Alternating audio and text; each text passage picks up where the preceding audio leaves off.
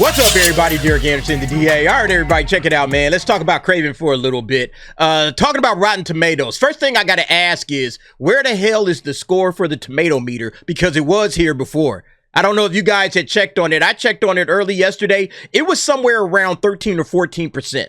So I want to know what the hell happened to the score on Rotten Tomatoes. You got 99 reviews and no score. What's going on? Are you trying to hide the score? Like, what's happening, Rotten Tomatoes? All right, we got the popcorn meter, 250 plus verified ratings. We got that 71%. There it is, okay? You know, if I go to the all audience, 70%, you know? So where's the tomato meter? The popcorn meter working fine. Look, let me refresh this just so y'all can see that I ain't tripping. Yeah, I refreshed it, still not there. Now, the second thing I got to ask a question about, and this is a very important question, are we going to hear anything about critics review bombing this movie? All right, because they have already come out with the score. I got it right here.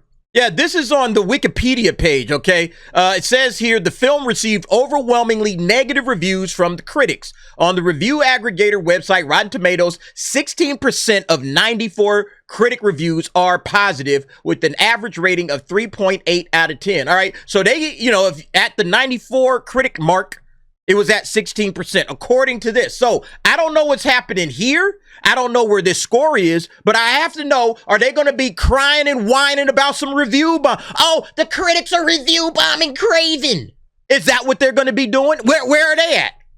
You know, the audience seems to like it just fine. How come we're not hearing anything about review bombing from the critics? Why is it that when the audience says something is trash, oh, here they come. Oh, everybody's a racist. Everybody's a bigot. All the review bomb. How come we always hear that, but we never hear it when the critics dog walk something?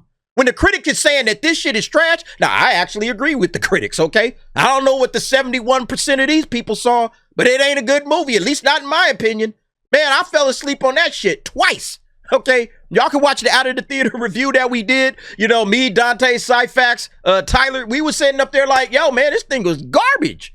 Garbage. Okay, you know, except Dante actually had some fun with it. Maybe that's what these 71% of these people did. They went in there with some gummies, all right? They went in there, you know, slightly inebriated, and then they had a blast. Yeah, like, oh, man, because that's what we was doing, man. Went with Film Thread, Alan Dean, Chris Gore, man, we was over there with Script Doctor and Cyfax and man, we had a blast, man.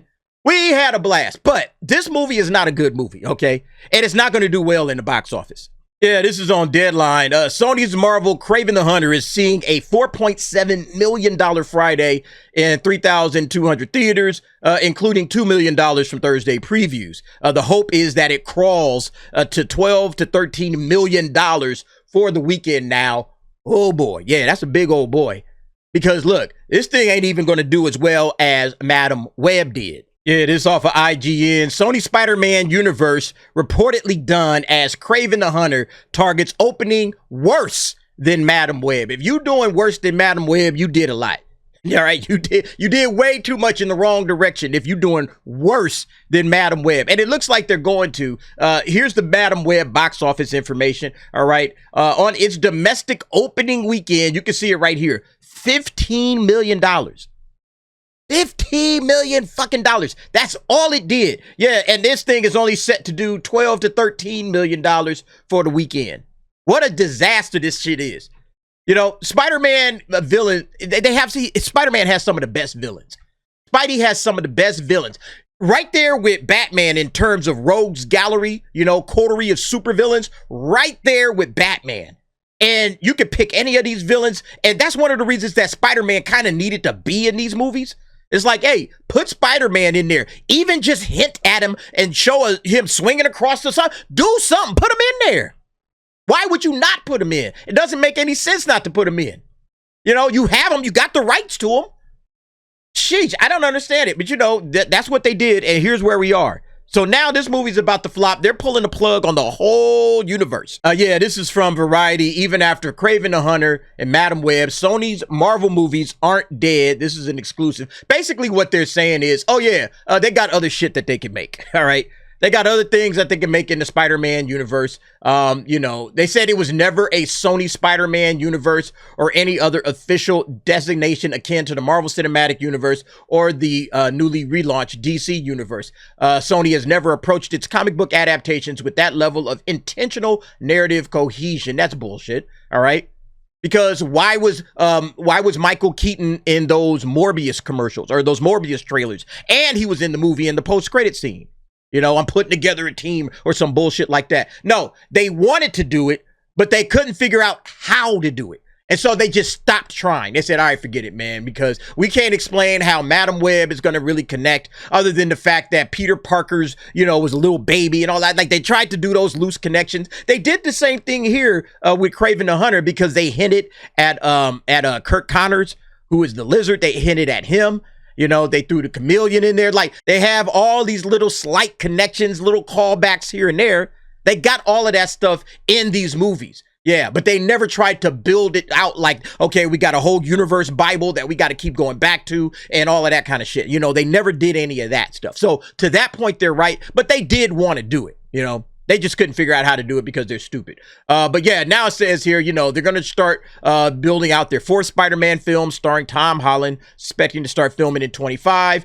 They also got the Spider-Man Across the Spider-Verse, all right, and all of that. You know, the third movie is coming up. And then they're going to be doing a live-action Spider-Man noir series starring Nicolas Cage on Amazon Prime Video. So they still are working on stuff. They're just not going to do all of this Spider-Man villain shit.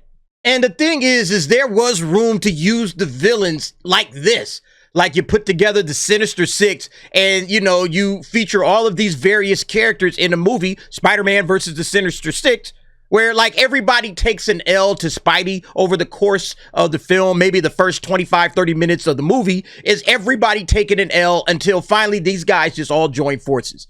So it's like, yeah, you got Vulture. I already introduced some of these guys, all right? You got Vulture, you got Mysterio, all right? Those have been introduced, okay? And then you just bring in your Sandman, you got Electro, you got Goblin, you got Doc Ock. You know, just introduce each and every one of these characters in, let them take the L, and now they team up to go up against Spider-Man. You could even do it maybe in a two-parter, you know? Maybe they get the better of Spidey at the end of the first movie, and then we set up the sequel to kind of finish this whole thing off. I wouldn't do it as anything more than that for a trilogy. I wouldn't do that. But just like a nice little two-part movie, they could have did it. They made money, man. They would have made money. I would have went to see this multiple times if it was any good. You know, Drew Goddard was supposed to be doing this. Drew Goddard, who was the showrunner for the first season of Daredevil, who did Cabin in the Woods. Guy knows his shit.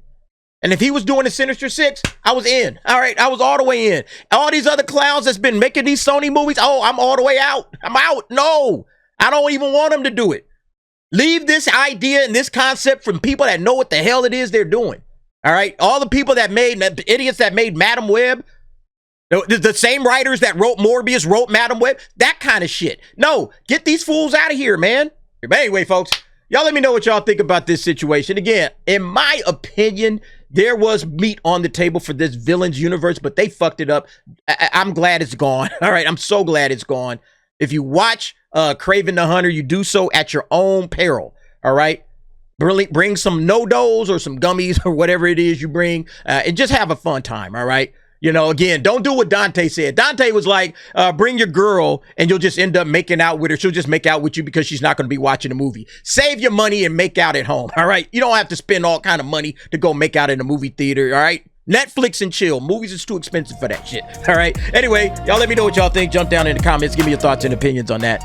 And thanks for watching. See you next time.